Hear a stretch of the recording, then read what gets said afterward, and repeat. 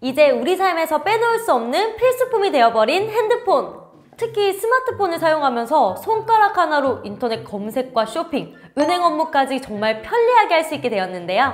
하지만 편리해진 만큼 개인정보 보호에 관한 불안함도 함께 커지는 것 같습니다. 보이스피싱부터 스미싱 같은 문자 사기까지 개인정보 유출로 인한 사기가 기승을 부리고 있는데요.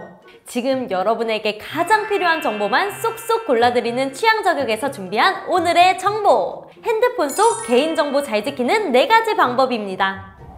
혹시 보이스피싱도 당해보신 적도 있을까요? 예전에 학교 다닐 때 막 전화 와가지고 제 이름이랑 막 생년월일인가 뭐 이렇게 다 알고 있는 거예요.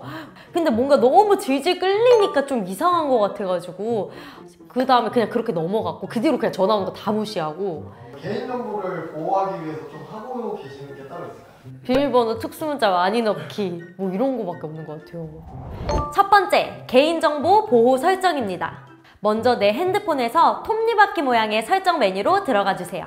쭉 내리다 보면 하단에 개인정보 보호라는 탭을 발견할 수 있습니다. 이 탭을 누르고 들어가면 여러 개의 설정 버튼이 보일 텐데 그 중에서 진단 데이터 보내기의 설정 버튼을 끄면 됩니다. 진단 데이터 보내기는 우리가 핸드폰을 사용하다 갑자기 먹통되거나 그 외 오류가 발생했을 때 그 정보들을 핸드폰 제조사에 자동으로 보내는 시스템이에요. 제조사에서는 정보 수집 차원에서 도움이 될 수 있지만 사용자 입장에서는 원치 않는 개인정보를 보낼 수 있기 때문에 기본적으로 마케팅 정보 수신 설정과 함께 꺼두시는 것을 추천합니다. 두 번째, 위치 정보 설정하기입니다. 앞에서 들어갔던 설정창 맨 위를 보시면 돋보기 모양의 검색 버튼이 보이실 텐데요. 검색창에 앱 권한이라고 입력하고 검색하면 SNS, 마이크, 위치 등등이 화면에 뜹니다. 그 중에서 위치 설정에 들어가 주세요. 그럼 항상 허용됨 또는 사용 중에만 허용됨이라는 문구가 보여요. GPS가 무조건 켜져 있어야 작동이 되는 내비게이션 같은 어플의 경우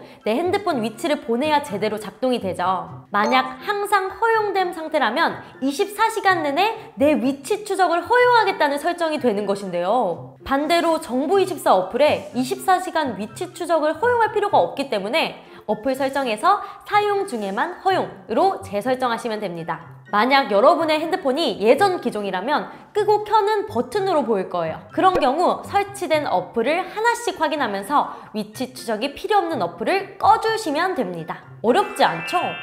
이렇게만 해주셔도 핸드폰으로 인한 여러분의 개인정보 유출 안심할 수 있습니다. 혹시 핸드폰을 새로 구매하시면은 네. 핸드폰 설정을 전체적으로 변경하고 사용하세요? 저는 웬만하면 다 안 하게 하거든요. 찝찝해서. 근데 위치 같은 것도 웬만하면 앱 사용할 때만 해요. 다 이걸로.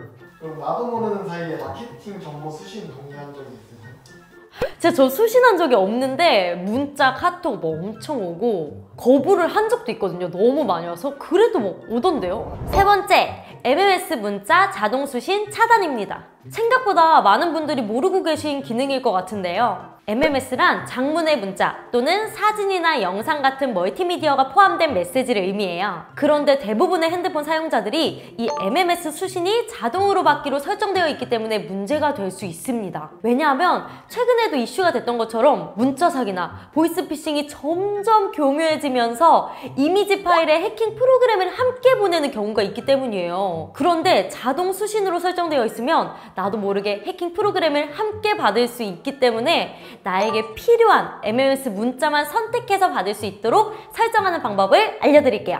먼저 문자로 들어가서 오른쪽 상단에 세로점 3개가 보일 거예요. 이 점 3개를 눌러서 설정으로 들어간 후 추가 설정을 눌러주세요. 멀티미디어 메시지가 보이죠?